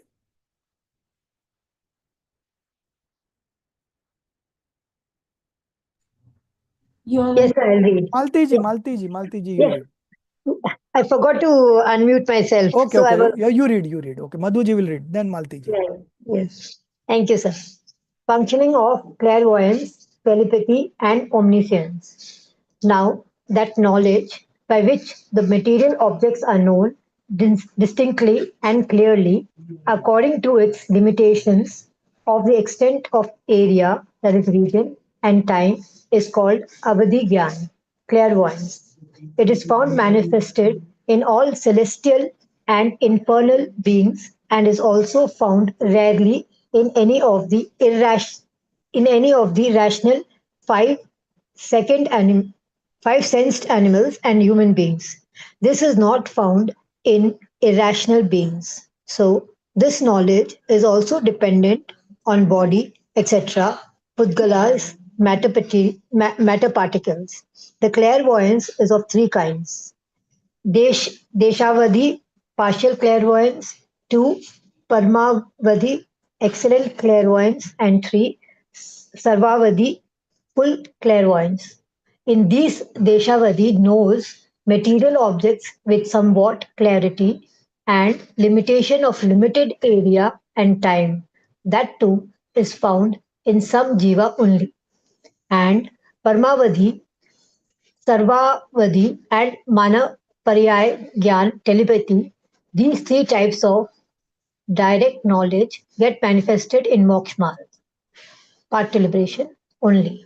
Keval Gyan, that is omniscience, is itself the form of liberation, moksha. Hence, in this beginningless mundane existence, these are not found existing. Thus is found the functioning of knowledge. Stop. Function. Stop. So this clairvoyance, telepathy, and omniscience knowledge. So the clairvoyance has got three. Only thing is that the clairvoyance can know only the material object and not non-material object. Soul is non-material. So you can know the soul through clairvoyance? No, we cannot know the clair. For soul, we need only mati srudgyan. Because of mind, it knows material as well as immaterial substance. And soul is a immaterial substance. So mind only is going to help us and not the clairvoyance knowledge. So there is no importance of clairvoyance knowledge as such. Okay. So now that knowledge by which the material objects are known distinctly and clearly according to its limitation of the extent of area and time. So clairvoyance has this limitation of area and time. It can know up to certain area and up to certain time. Now this hellish being and the heavenly being have this clairvoyance knowledge as a default. Okay, they have mati srut also and this also clairvoyance also as a default only. They have all the souls in that state of existence have this clairvoyance knowledge, and through this clairvoyance knowledge in the hell they come to know that in previous birth Jia killed me, so they will go and attack there. Okay, so all the time they are attacking each other, they are fighting each other in the hell. You know, in Thailand there is an exhibition on hell, Narak Darshan. I have shared one day Yes, we saw it, sir. yeah. Correct. Yeah. So you can just see that exhibition. I think it would be available on YouTube. So there, what are the pains that you undergo in a hellish being? Everything is explained, and we also would be reading it in Chaidala also. So just wait. Okay. So this Avdi Gyan, there is a limitations of knowing, and it is found manifested in all the celestial infernal beings, and it's found rarely in any of the rational fell being. Very rarely in rational beings. Okay, and human beings also very rarely. This is not found in irrational beings. So this knowledge is also dependent on body, pudgals, external objects, many other things. Okay, pudgal etc. means many other things, but all matter substances only. The clairvoyance is of three kinds. Deshavdi is partial. Okay, and Paramavdi is excellent, and Sarvavdi is full clairvoyance. In this, Desavri knows material objects with somewhat clarity and limitation of limited area and time, and that is found in some Jeev only. And the other three are not found because those are only the enlightened souls are having. Okay. So that is not being discussed because here the discussion is about mundane existence. Okay, only. Now, functioning of ocular, non-ocular, clairvoyant, and omni-perception. So, as knowledge has 5 parts, okay, Mati, Srut, Avdi, Manaparya, Keval Gyan. Then we have Kumati, Kusrut, Ku-Avdi. Eight divisions of knowledge and 4 divisions of perception. Ocular, that what we see through eyes, before that there is ocular perception. And the other 4 senses and mind, that is called non-ocular perception. These all things we have read in active consciousness, operative consciousness chapter, Vitrag Vigyan 3, part chapter 3. Okay, you go read once more, you will be having all the things in your mind once again. Okay, functioning of ocular, non-ocular. Clairvoyant perception is the general impression that we get before clairvoyance knowledge. Okay. And what is omni-perception? Omni-perception is before omniscience. Okay.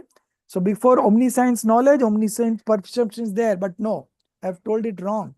It is simultaneously in all the three. Okay. Ocular, non-ocular, and clairvoyant. It is before the knowledge. But in omni-perception, it is along with omniscience. Same moment, not before. Okay. This much is the difference. So now we'll be seeing the functions of this. Quick reading. Maltiji. Yeah. Now, on getting association of objects of touch, etc., with senses and mind, the perception that occurs in the form of appearance of mere existence of something in the first moment, just before the occurrence of sensory knowledge, is called chakshu darshan and achakshu darshan. The perception that occurs through the eye sense is known as chakshu darshan or the ocular perception. It is found in the four sensed and five sensed beings only. And the perception that occurs through the touch, tongue, nose, ears, these four senses and mind is called achakshu darshan, that is the non-ocular perception. It is found in the one sensed, etc. beings as per their capacities. Now, on getting association of objects of clairvoyance, the perception that occurs in the form of appearance of mere existence just before the occurrence of clairvoyance knowledge is called avadhi darshan, that is the clairvoyance perception. This is found only in them who possess avadhi gyan, the clairvoyance knowledge. These chakshu, achakshu, avadhi darshans are to be known dependent similar to mati gyan and avadhi gyan. And Keval Darshan, that is the omni-perception, is itself the form of liberation. Its existence is not found here. Thus is found the existence, the functioning of Darshan, that is the perception attribute. So the line, its existence is not found here. Why it is written like that, Jia? Because we are discussing only mundane existence conditions. Okay. On the influence of karma, what are the things happening in a soul that is being discussed here of a mundane existence? And so mundane existence does not have the right belief. Okay. So we are considering that. So that is not mentioned here. Now, this heading of functioning of knowledge and perception is wrong heading. Okay. Because we are already discussing this. So the one in the starting only I said, no, the heading is missing. So that heading has come here. Functioning of knowledge and perception. So that also you can put, or you can put Jiva's condition due to the rise of knowledge, perception, obscuring karma. Same thing. Okay. So we'll continue the study, few paragraphs, and we need to complete this today, this knowledge part, and then we will take up the Darshan Monia Karma next week. Okay. So now functioning of knowledge and perception, general conclusion only, what it is there. Who will read? We'll go repeat again. Jia, you read again. Functioning of knowledge and perception. In this way, the existence, manifestation of Gyan and Darshan is found according to the Shayupsham. Destruction comes subsidence. Of Jnanavaran, knowledge obscuring, and Darshanavaran, perception obscuring karma. When the Shayupsham is less, the power of Gyan and Darshan is also less, and when it is more, the power of Gyan and Darshan is also more. Further, due to Shayupsham, the power of knowing and perceiving remains as such, but in the process of utilization, only one object is known or seen in 1 unit of time, samay, by a jeev. The name of this activity is upayoga, active consciousness. Therefore, there in one samay, in 1 unit of time, only one upayog, either gyan upayog or darshan upayog, is found in action to achieve. And even in one upayog only, one of its kind is found functioning. For example, when mati gyan is functioning, the other kinds of gyans are not found functioning. Even in its own kind only, one object is visualized. For instance, when it knows touch, then it does not know taste, etc. Moreover, in one object also it is found engaged in any one part of it only. For instance, when it knows about hot touch, then it does not know about roughness, etc. Thus, in one moment of time, in one samay, a jeev only knows one knowledge or perceivable object through active knowledge or perception, and it appears to be so only. When upyog is busy in hearing, then even the object situated very near to the eyes is not seen. In the same way, other tendency is found. Moreover, rambling of upyog is very fast. Due to this, in some particular moment, it appears that knowing and seeing of many objects take place simultaneously, but it does not happen simultaneously, rather happens serially. Due to instinctive force, their instrumentality of knowing and seeing continues. For example, there are two sockets in the crow's eyes, but the pupil is only one. It moves very swiftly, owing to which it serves the purpose of both the sockets. Similarly, for this jeev, there are several doors, but upyog is one. It moves very swiftly, due to which the instrumentality of knowing through all doors remains existing. Question: since in one moment of time only one object is known or seen, then it should be asserted that the Shayupsham is only so much. Why is it stated to be more? It is further stated that owing to the Shayupsham, such power is found existing, but the power of omniscience and omniperception is also found in the soul. Answer: as a person has power of going to many villages, but someone stops him and tells visit 5 villages, but visits only one village in one day. Now this person possesses the power of visiting several villages from substance, inherent potentiality point of view.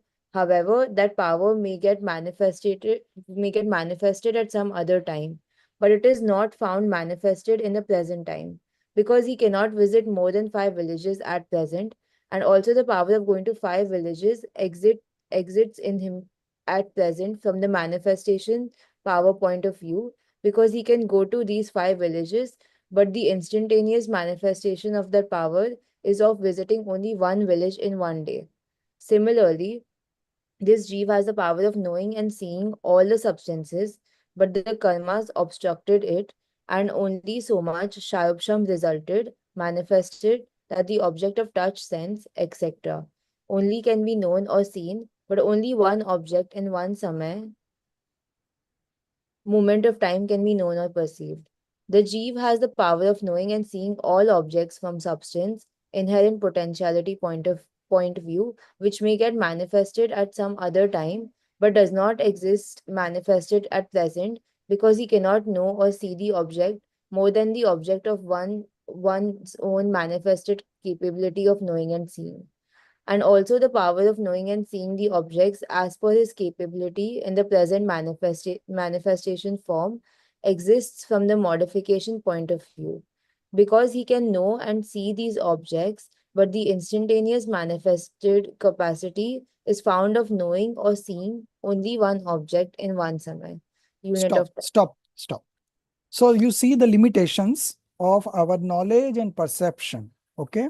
That is what being discussed here, that we have got some perception, some opening of knowledge and perception is there, and through which we are growing right now. But the limitation is that we can know one object at a time. Okay. One object at a time. So we have 5 senses. So if we are seeing through eyes, we are not hearing. You know, many a times you have seen that people do multitasking every now and then. But multitasking does not exist. Why? Because at one moment you have only one thing working on it. So if you are listening to something, you are not seeing. And that's why, the accidents are being created while driving. While driving, if you are on mobile, so some interesting talks going on, you are excited about that, you don't see what is in front and the car is going on speed, so you meet with an accident. So that's why driving with mobile on is a crime. It's got severe punishment, and most of the accidents happening now is just because of that, because one moment only one object you can know. That is the limitation of our knowledge. मति श्रुत ज्ञान, एक समय में एक जगह उपयोग लगता है. One moment you can see one object only. So that is the limitation. So the potential is to know everything in one moment. केवल ज्ञान का potential है, right? We have potential to manifest omniscience knowledge. But right now, in the present moment, we have that much capacity to know one object at a time. So now if we are looking, if we are seeing, we are not hearing. Okay. And we are not touching at that time. Okay. And if we are touching, then also we know only one thing. Either we are knowing it hot or cold. It cannot be both knowing simultaneously. So these are the limitations. Who has given these limitations? The karmas. Because of karma, we are not able to manifest our full potential. We have this attribute of Keval Gyan in it right now. to know everything simultaneously is our inherent capacity. This is power that we are possessing. But right now, we have only sensory knowledge and scriptural knowledge. And this sensory knowledge and scriptural knowledge knows through senses and mind. And that too one object at a time. Okay. These are the limitations. This is being explained. And this dependency goes further. In the example that we just Todarmalji gave now, that example is being further extended, that you have the capacity to travel to 100 villages a day, but you have been ordered to go to 5 villages only. And that also, again, it has been curved down that you can go to one village in a day only. Okay. So your capacity was going to 100 village. That capacity you possess. But who had stopped you? The karma has stopped you. You go to 5 villages only. And that 5 villages also in a one day, only one village, further limited down. And that also, again, in this example that you have not read, there is further limitation that you take along these servants along with you. Now, if this you are taking along 5 servants with you, and out of which 2 servants goes in a wrong direction without without obeying your advice, then what you do? You cannot travel, because you have to travel with 5 servants and 2 has gone in the wrong direction. So you have to fetch them from there, bring it there, and then you can go to the direction. So these are all the limitations. Okay. So this is given in the next example. Out of 5 villages, go to 1 village in one day, but go along with the servants. Page number 51, last paragraph, the answer. Yeah. No, below. Yeah. Next paragraph. Yes. As in the above example, the man obstructing the going person says, out of 5 villages, go to 1 village in one day, but go along with these servants. So further limitations. Therefore, if those servants act contrarily, then going may not be possible, or may be possible to some extent, or in opposite direction. All these are limitations of knowledge and perception. Similarly, the soyopsham of karmas is of such type that out of so many objects, only one object can be known or seen in one samay, but that too on being the nimit, presence of so many external objects. There, if those external objects modify contrarily, then knowing and seeing may not be possible, or may be possible to some extent, or it may be otherwise. Something is there and you know something else. Pervert belief, pervert knowing. Okay. All this is peculiarity of karmas, sayopsham only. So this is the limitations that we have. And with this knowledge only, if we put it in the right use, we can manifest right belief, right knowledge, right conduct, and we can initiate ourselves into the path of liberation. That capacity do we have. Okay. Hence, the nimit of karmas only is to be known. For example, someone is not able to see due to the obstruction by the atoms of darkness. But owl, cat are able to see even in the presence of obstruction created by them. So what we say, they have that capacity. We don't have that capacity. So again, it is a function of karma. Okay. All this is the peculiarity of shayopsham only, shayopsham of karma only. Thus, knowing and seeing materializes in accordance with the degrees of shayopsham only. With the level of shayopsham, we are able to know. In this way is found the functioning of shayopsham Gyan to this jiva. The clairvoyance and telepathy knowledge found in the path of liberation are also the types of Shayopsham Gyan only. Okay. Hence, similarly, these also know and see only one object in one samay and are dependent on other objects. And whatever are their detailed specialities should be known in detail. Okay.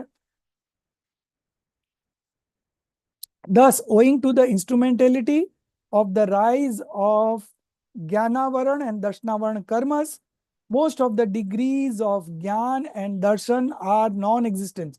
Very important line. Okay. Are non-existent. Because of Jnanavaran, Darshanavaran, Karma, many of our potential of knowledge and perception is already covered. And owing to their sarpsham, openness, a few degree, very little, are found existing. So the knowledge that we have right now is very little compared to our total potential that we have in terms of power. Okay. Now this very little potential that we have existing, if we use it to, if we direct it towards our soul, okay, then we can manifest omniscience knowledge. That is only the condition. Okay. Whatever we have right now, are we ready to dedicate that amount of knowledge and time for our own self benefit? Or we want to use that knowledge and time to acquire something which we are not going to carry in our next birth? You have to take a call on this today. Okay. Then your effort will be of a different level only. If you realize this grave condition that we are in, that most of our knowledge and perception are covered because of the karmas, and we cannot do anything of the karmas. That we only have bound these karmas in the past life, okay, by doing wrongful activity.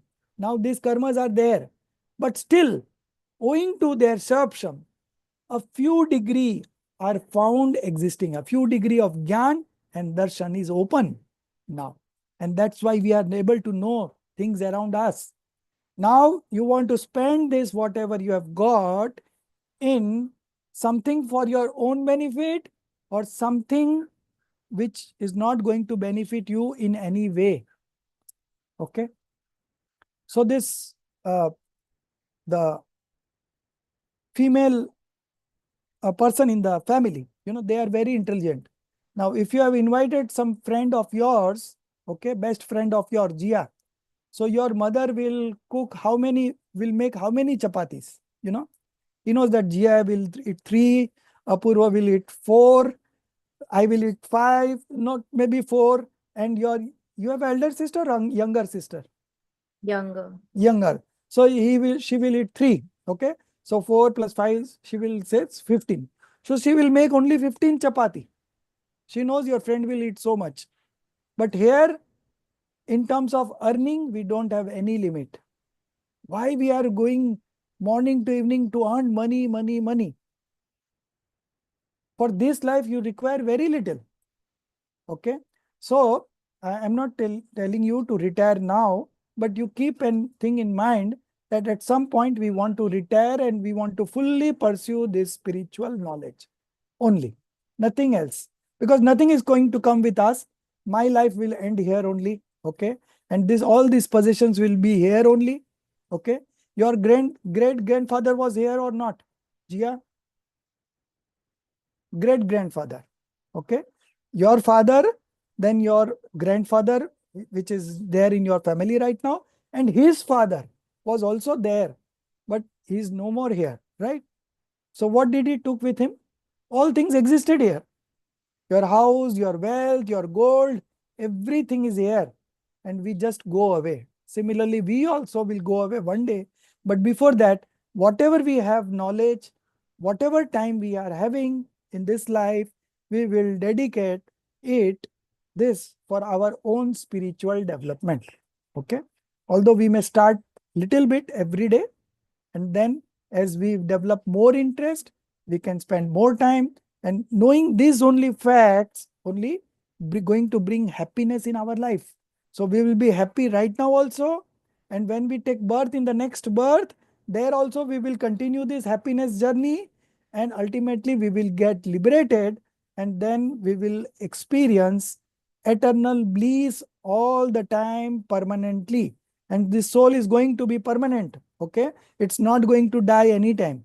So we have two choices. Either we keep on transmigrating in the fourth state of existence, or we get liberated. Okay. Two choices. So what choice you have to exercise, that you have to decide. And accordingly, you have to take actions. Okay. And this action here is just related to whatever from we have got of Gyan and Darshan. We utilize it in the right manner, we put the right efforts, and whatever time we have available with us, okay, then we are going to liberate ourselves for once and for all. Okay, so this is the potential that we carry, and we will next week we will see what is the Jeev's state due to rise of Monia karma. Okay, that we are going to start, and then so we have done Jnanavaran, Darshanavaran. Now Monia will come, and then Antaray, then Ayu, Nam, Gotra, and Vednya. This is next week we are going to complete this chapter. So maybe I might take 10 minutes more. Mostly it will not take, it will be completed because the karmic matter, Ayu, Nam, Gotra are small topics and nothing much to explain. But you can have a simple reading before coming to the class next week. Okay, that will be good for you. Okay, so we end on this, and just we will do the prayer, and just 2 minutes I will give you concept clarity on this Moksha Marg Prakashak just now only, and it is going to be very easy this time. Okay, just let's finish the Manglacharan. निज निधि निज में बताई यह अनंत उपकार है, उसके लिए जिन वाणी माँ को वंदना सत बार है, उसके लिए जिन वाणी माँ को वंदना